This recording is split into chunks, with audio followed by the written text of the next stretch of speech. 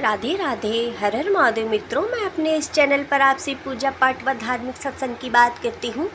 आइए आज हम बात करते हैं कि हम अपने घर के मंदिर में ऐसी क्या गलती कर देते हैं कि हमारा पूजा पाठ करना भी व्यर्थ हो जाता है और हमको उस फल की प्राप्ति नहीं होती है जितना कि हम पूजा करते हैं, पाठ करते हैं, अपने घर के मंदिर को सजाते हैं, भगवान से भाव से विनती करते हैं।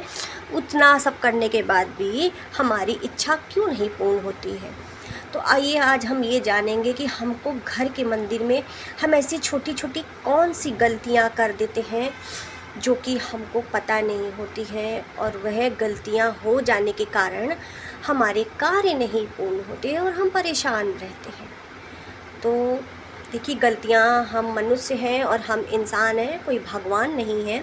तो गलतियां हमसे ही होती हैं और अपनी गलतियों को सुधारना ही सबसे अच्छी बात होती है। तो चलिए आज के वीडियो में हम देर नहीं करते हैं और आगे बढ़ते हैं। तो देखिए, हम आज ये जानेंगे कि हमको अपने घर के मंदिर में किन चीज़ों को रखना चाहिए और क्या चीज़ें हैं जिनको हटा देना चाहिए और नहीं रखना चाहिए। देखिए, वास्तु के हिसाब से देखा जाए तो बहुत सी चीज़ें हैं, पर हम लोग नॉर्मल बात करते हैं। जैसे कि हमारे बड़े बुज़ुर्ग पहले के समय में अपने घर के मंदिर को रखते थे और उसमें जो सामग्री रखते थे वह हमारे लिए भी जानना बहुत आवश्यक है, क्योंकि आज के समय में जो भाग दौड़ वाली ज़िंदगी हो गई है उसमें हम बहुत सी ऐसी गलतियाँ कर देते हैं कि जो कि हमको पता ही नहीं चलती हैं और उस कारण हम बहुत परेशान रहते हैं। तो चलिए जान लेते हैं कि सबसे पहले हमको क्या करना है। पूजा के घर में हमको क्या रखना चाहिए। तो देखिए, हमको अपने पूजा के घर में माता की तस्वीर हो या फिर मूर्ति हो। देखिए, जैसे कि मैंने अपने घर में माता की मूर्ति को विराजमान करके रखा हुआ है, और ये माता की मूर्ति मेरी काफ़ी पुरानी मूर्ति है। मैया की बहुत पुरानी मूर्ति है, ये काफ़ी वर्ष हो गए हैं इसको। और घर में आपको एक कलश ज़रूर अपने घर के मंदिर में विराजमान करना होता है, और गंगा जल ज़रूर रखिए अपने घर के मंदिर में। मौली हो गई, सिंदूर हो गया, रौली हो गई, अक्षत हो गए, सिक्का हो गया, गेहूँ हो गया, कुमकुम हो गया, आम के पत्ते की आप बंधनवार बनाइए और अपने मंदिर में हर 5 दिन में एक बार बंधनवार बनाइए और उसको लगा दीजिए। उसके बाद आपको अपने मंदिर में दीपक रखना है, घी रखना है, सिंदूर हो गया, लाल वस्त्र हो गया, घंटी हो गई, इलायची हो गई, पानी का बर्तन हो गया और शालीग्राम जी हो गए। उसके बाद आपने शंख को विराजमान करना है। इस तरीके से करके हम अपने घर के पूजा के मंदिर में, ये तो हमारी आवश्यक चीज़ें हैं जो कि हमको रोज़ पूजा के समय में ज़रूरत पड़ती है, इन सब चीज़ों की ये रखेंगे।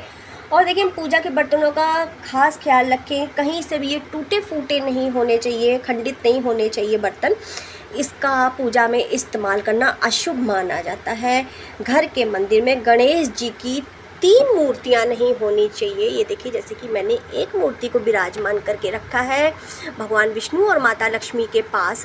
दत्तक पुत्र हैं ये गणेश जी, हमारे माता लक्ष्मी और विष्णु जी के। इन्होंने इनको भगवान शिव बाबा भोलेनाथ से मांगा था, क्योंकि इनके पुत्र नहीं थे। चलिए, इस विषय में कभी और आगे बात करूँगी, बहुत लंबा वीडियो हो जाएगा।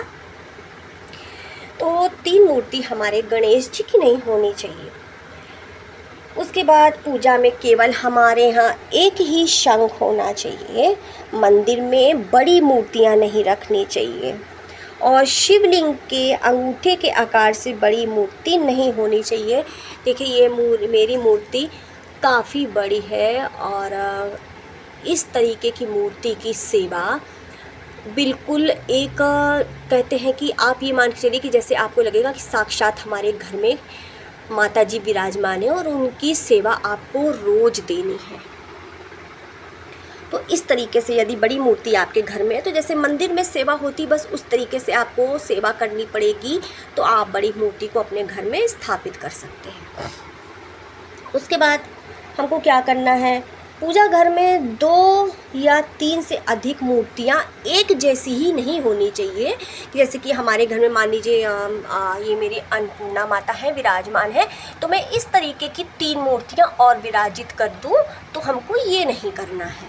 एक मूर्ति ही होनी चाहिए हमारे घर में पूजा के मंदिर में। और जो भी है, जैसे कि हमारे देखिए लड्डू गोपाल जी हैं, तो आपके मंदिर में यदि लड्डू गोपाल जी हैं तो गौ माता को उनके पास अवश्य बैठाइए। कहते हैं कि जब हमारे लड्डू बाबू को भूख लगती है तो वो हमसे कैसे कहेंगे हम कहाँ आए, क्योंकि लड्डू बाबू एक छोटे से साल भर के नन्हे से कोमल से प्यारे से बच्चे हैं, और गौ माता पास में रहेंगी जो कि सुरभि गाय है, तो वो उनसे दूध पी सकते हैं मांग के। उसके बाद देखिए मैंने लड्डू गोपाल के लिए ये एक बॉक्स रखा है, इसमें इनका ड्राई फ्रूट वगैरह है और ये जल रखा हुआ है। जब हमारे लड्डू गोपाल को भूख लगती है तो वह इससे खा सकते हैं। देखिए कहते हैं कि भक्त और भगवान के बीच में जो एक भाव होता है, बस वो 2 ही समझ सकते हैं, या तो भगवान समझ सकते हैं उस भाव को या भक्त समझ सकते हैं उस भाव को। तो फिर चलिए आगे चलते हैं वीडियो में। मैं इमोशनल हो रही थी, तो देखिए हमको और क्या करना है। और आपको एक चीज़ बहुत ज़रूरी जानकारी ये रखनी है कि आपके मंदिर में गंगा जल अवश्य होना चाहिए। कहते हैं कि घर के मंदिर में गंगा जल अवश्य रखना चाहिए, उससे माता लक्ष्मी प्रसन्न होते हैं। और घर के मंदिर में यदि आप गंगा जल को रखते हैं तो वो किसी चांदी की, पीतल की, तांबे की वस्तुओं, धातु में ही रखिए। प्लास्टिक की बोतल में आपको गंगा जल नहीं रखना है, वह खराब माना जाता है। तो आपने अपने घर के मंदिर में धातु की किसी भी बोतल में, स्टील ना रखिए, स्टील खराब माना जाता है। पूजन में आप तांबा, पीतल, कांसा, चांदी, सोना, ये आपकी स्थिति के अनुसार आप किसी में भी गंगा जल को माता भगवान के मंदिर में रख सकते हैं। वैसे पीतल के बर्तन में गंगा जली आती है, उसमें भरकर रख दीजिए, बहुत शुभ माना जाता है। और आपके घर में यदि बाबा भोलेनाथ विराजमान हैं, शिव जी विराजमान हैं, तो ये देखिए अंगुष्ठा के बराबर शिवलिंग आपको अपने घर में विराजमान करना है। और नर्मदेश्वर भगवान, नर्मदेश्वर शिवलिंग आप अपने घर में विराजमान करिए, जो कि कहते हैं ना 3 इंच के होने चाहिए, आपके अंगूठे के बराबर होना चाहिए, वो आप विराजमान करिए।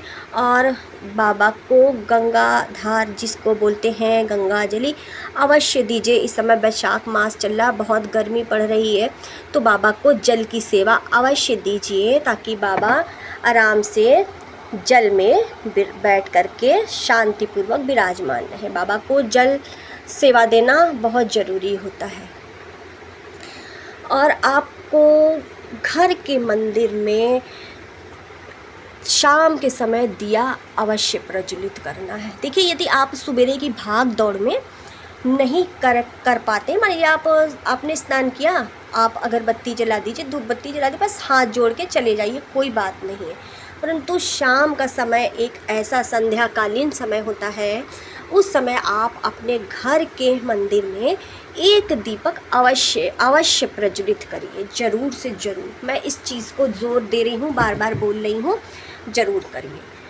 क्योंकि शाम के समय कहते हैं कि माता लक्ष्मी भ्रमण पे निकलती हैं और देखती हैं जहाँ कहीं भक्त दीपक प्रज्वलित करते हैं, उनका स्मरण कर रहे होते हैं, वहाँ पर माता लक्ष्मी अपने पाँव जरूर आके रखती है। उस घर में कहते हैं कि सदा धन धान वैभव की कोई कमी नहीं रहती है, और सकारात्मकता, पॉजिटिविटी जिसको कहते हैं, हमेशा घर में रहती है। तो आपको ये कुछ छोटे छोटे सी बातें हैं जिनका ध्यान देना है, छोटे छोटे से उपाय हैं जिनको सोच समझ के करना है। ऐसा यदि आप कर लेते हैं तो आप खुद इन चीज़ों को महसूस करेंगे कि कुछ ही दिनों में आपके घर में बहुत से बदलाव होने लगे हैं, और जो आप भगवान से मांग रहे हैं वो कार्य आपका पूर्ण होने लगा है। और वो देखिए, आप देख सकते हैं मेरे सामने भोले बाबा और माता गौरा विराजमान है। और ये शिवलिंग है जो कि बाबा पे लगातार जल, बाबा पे देखिए एक एक बूंद बाबा को जल दे रहे हैं, गंगा जल। और हो सके तो इसमें आप गंगा जल ही डालिए, गंगा जल का बहुत महत्व होता है। फिर मैं कभी किसी और वीडियो में बात करूँगी, क्योंकि बातें बहुत होती हैं और वीडियो की टाइमिंग लिमिटेड होती है। तो बस आज के वीडियो में इतना ही कि हमको देखिए अपने घर के मंदिर में क्या करना है, कौन सी मूर्ति रखनी है और कैसे रखनी है, ये हमने आज जान लिया है। यदि आप कुछ और जानकारी चाहते हैं तो आप मुझको कमेंट में पूछ सकते हैं। बस आज के वीडियो में इतना ही। मेरा वीडियो यदि आपको पसंद आता है तो लाइक, सब्सक्राइब, शेयर करिए। राधे राधे, हर हर महादेव।